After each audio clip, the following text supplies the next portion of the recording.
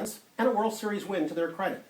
Their expectations are justifiably high again this year after adding ace left-hander Cliff Lee to a roster already loaded with stars like Roy Halladay, Ryan Howard, Chase Utley, and many others. Yet for all their stars, one Phillies player remains the undisputed leader, and that's their shortstop, former MVP Jimmy Rollins, a relatively small guy with an undeniably large presence. Mary Carrillo has his story in this Real Sports Illustrated profile. On this night, Jimmy Rollins, the Philadelphia Phillies all-star shortstop, is hosting a party for his teammates and some minor leaguers. And as usual, he's the life of the party. Even when he's the one, everyone is making fun of. Can you two stand up? No, that's messed up. Yeah, just for a sec. Let's stand up. All right. 6'5". Now, if you wouldn't mind.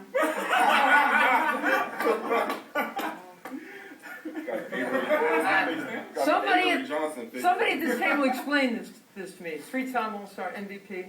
How does this guy do what he does?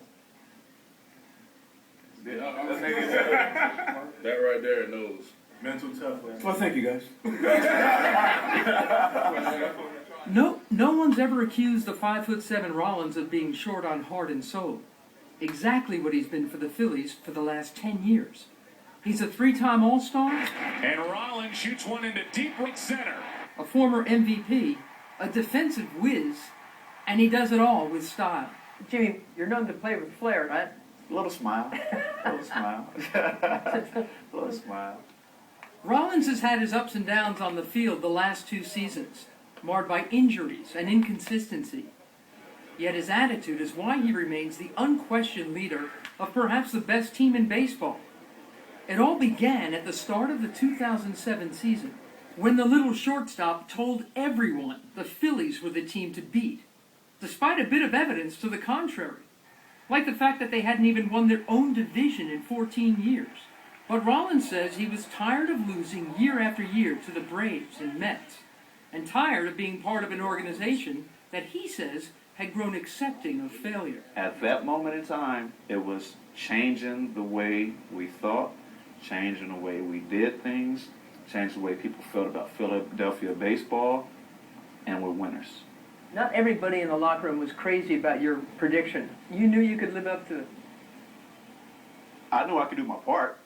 I knew I was going to push people and make them believe that, man, you know, we got Chase. We got Ryan. We got me.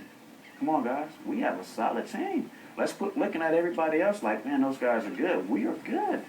That summer, Rollins somehow pounded out an incredible 88 extra base hits and carried the Phillies all the way to the final day of the season. 1 win, and they'd finally be in the playoffs.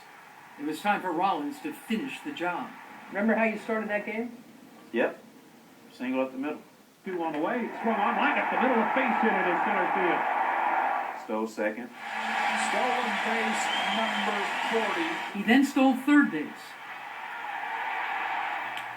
and scored on a sacrifice fly. You can kind of feel, even the whole team, the stadium's kind of, all right, we have the lead.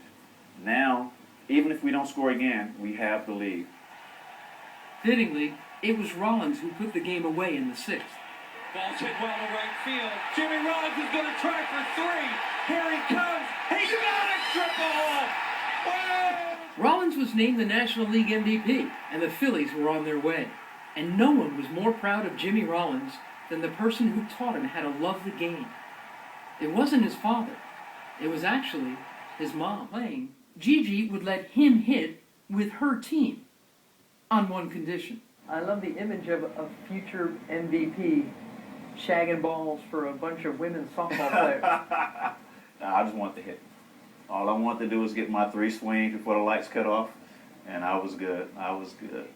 Rollins would become one of the best players in the Bay Area, and Gigi was his biggest and loudest fan. When Jimmy was in high school, I had my cowbell, very loud. I'm always cheering. Wait, you have a cowbell? I have a cowbell. Do you have a cow? Not at all. Oh, okay. Why a cowbell? It's loud. Where do you get a cowbell in the city? That was the most interesting thing. It's like she came up raining one day. It's like, oh, Mom, what are you doing? A cowbell? We're not country people. And he never ever looked over and said, Mom. No, he loved it. He loved it. But his high school coach didn't like it. Uh-huh. His high school coach actually told Jimmy to tell your mother that she needs to calm down a little bit and be quiet at the games. And Jimmy had nerves to come home and tell me that. And how did that go over? Not very well. She put away for about a couple games. We lost like 2 or 3 games in a row. My coach, go ahead and bring that cowbell back out. She brought the cowbell back. And it worked.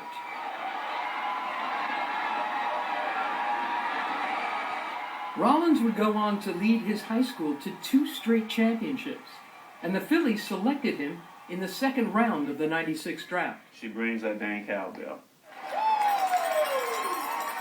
On this day, she's in Atlanta, where the cowbell helped her son hit 2 doubles.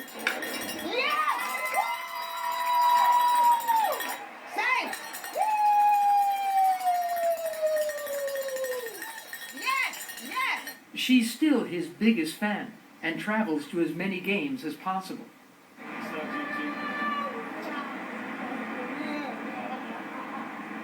Rollins has never forgotten where he came from.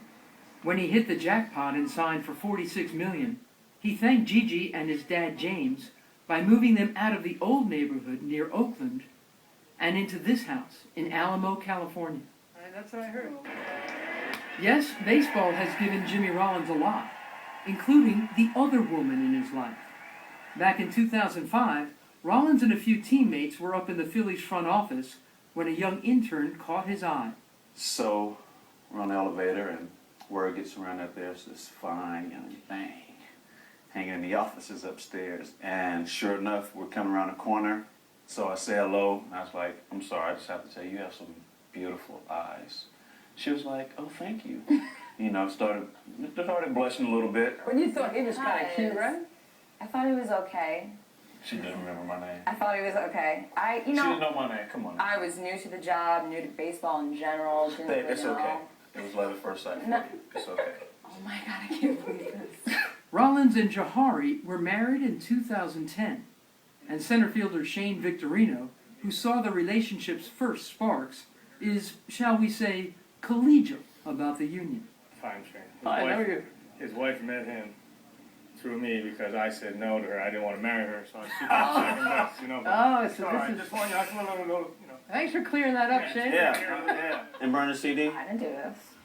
I don't believe you because we were looking at these the other I night. didn't do this. When Rollins was a kid, he was in 3 MC Hammer videos, but his roles were so small that you couldn't even see him.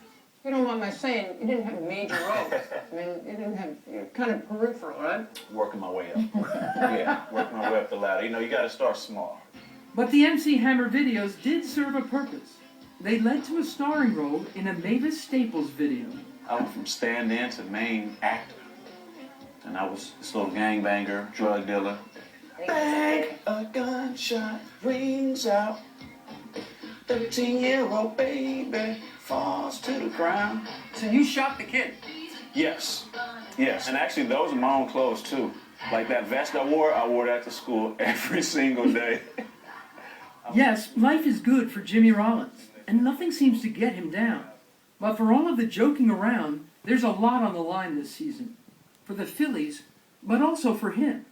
He's in the final year of his contract, and there are questions about whether Rollins is still a star after 2 subpar seasons and nagging leg injuries, and questions about whether the team will have enough punch on offense if he doesn't bounce back. Jimmy, what do you say to your critics who think that your best baseball days could be behind you? Just watch. My whole life, I've had to show you that you were wrong. You feel like showing that again this year? I'm going to show it. I'm going to show it a lot with a big smile on my face, too.